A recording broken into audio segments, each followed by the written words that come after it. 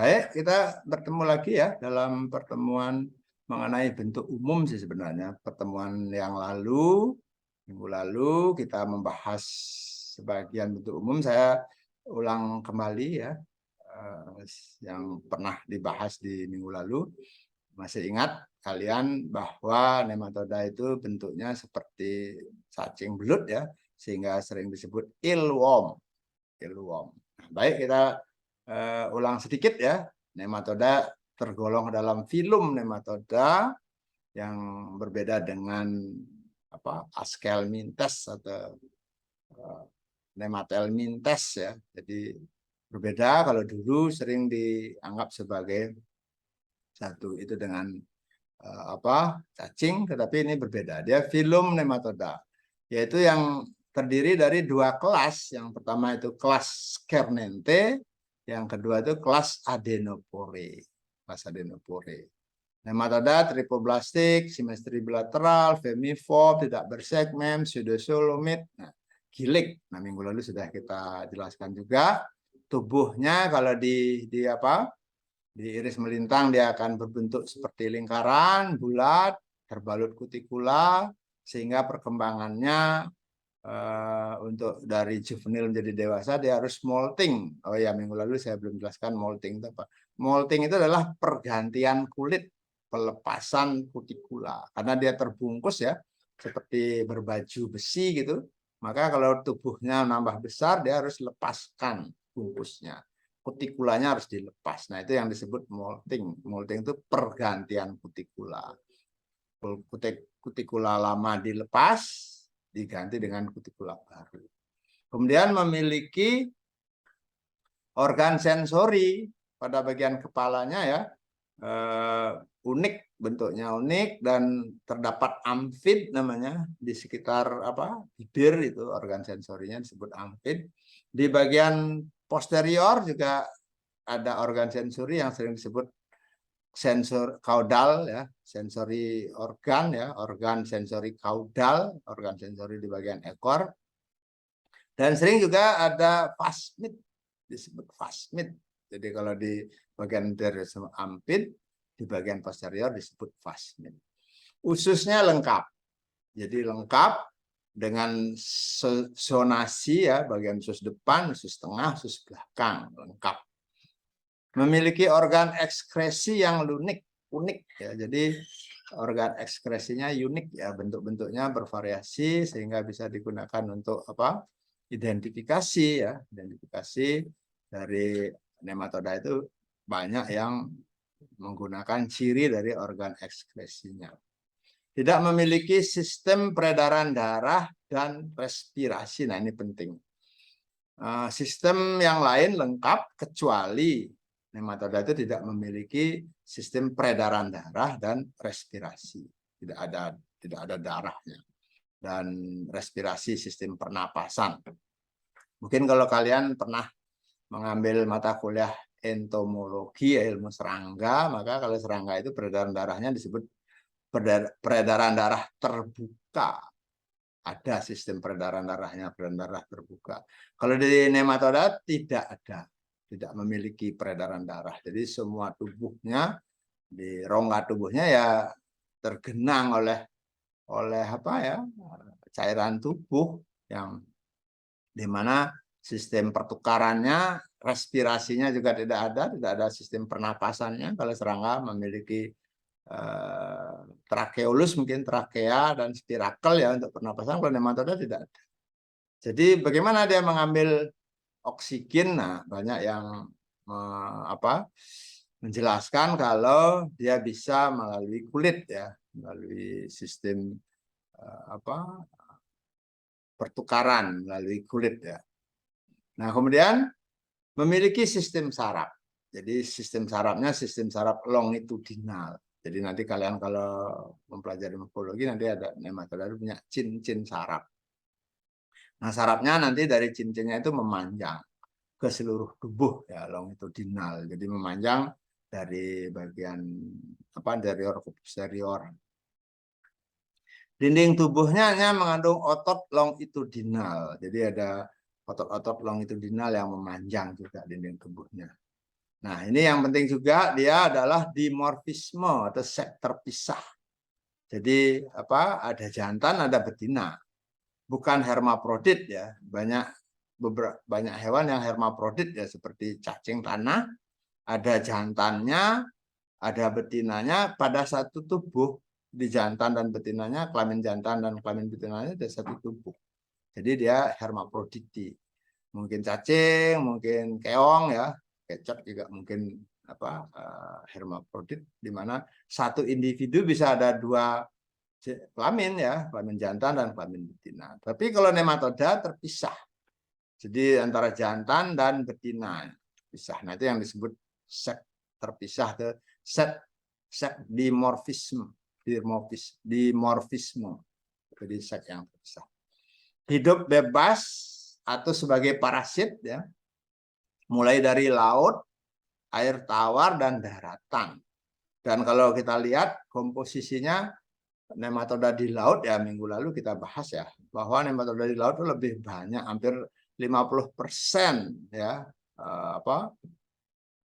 takson nematoda itu ya, jenis-jenis nematoda itu, spesies-spesies nematoda itu ada di laut. 50%-nya ada di di air tawar, mungkin 25% air tawar, 25% di darat ya. Jadi di darat itu sebenarnya 25% dari seluruh spesies nematoda yang kita temui.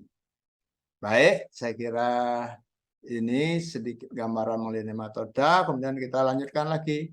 Ini saya ambil dari internet, gambar ilustrasi bentuk umum nematoda yang betina dan jantan. Nah, ini kita kalau lihat ini ilustrasi dengan memanjang. Ini bagian anteriornya, kemudian ini ada, kalau yang jantan ini ada pulva, betina ini ada pulvanya, kemudian yang jantan ada spikula. Jadi ada ini lingkaran melingkar ya, tubuh melintang. Nah, ini yang dimaksud pseudosolum itu rongga tubuh tidak sejati, itu karena memang ini tidak sempurna lingkarannya ini, yang otot ini. Body muscle, ototnya tidak sempurna melingkari semua, dia otot longitudinal, memanjang samping. Nah, itu jadi dia tidak semu tubuhnya, pseudosolum. Nanti kita lihat lebih lanjut. Nah, ini gambaran umum saya ambil dari internet.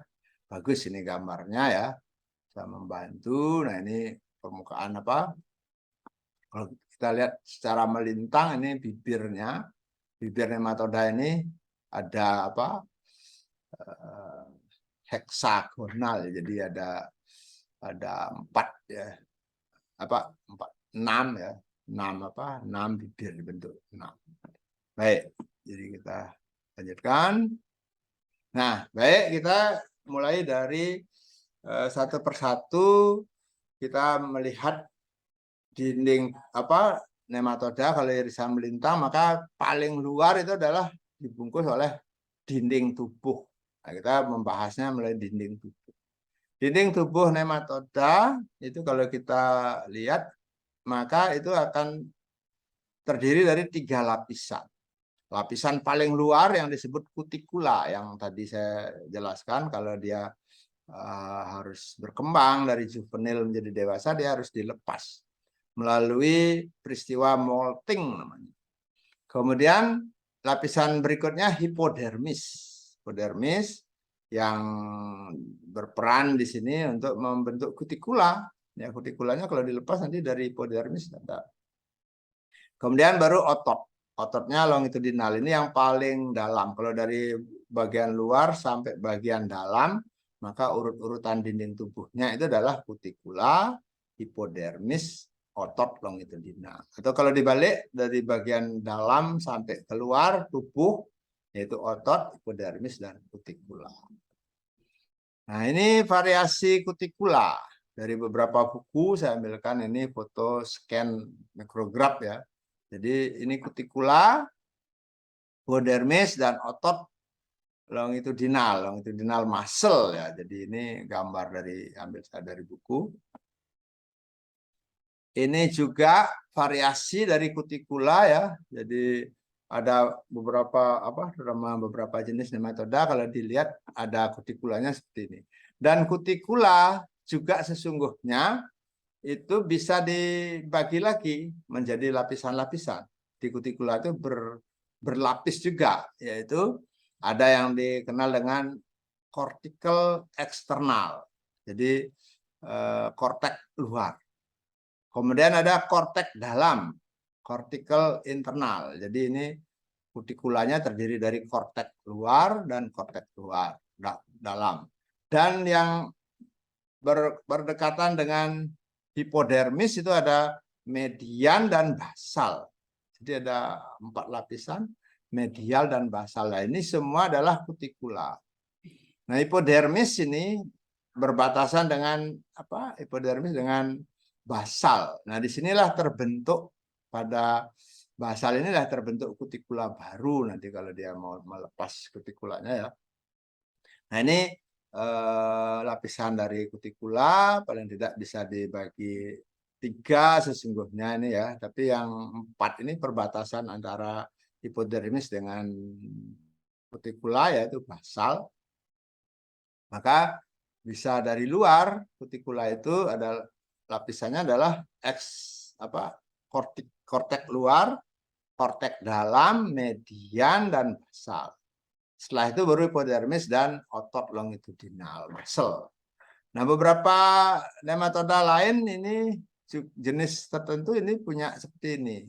Jadi ada ribbon seperti pita-pita, ada long fiber, jadi serat-serat memanjang, ada yang sirkular, layer sirkular, baru hipodermis dan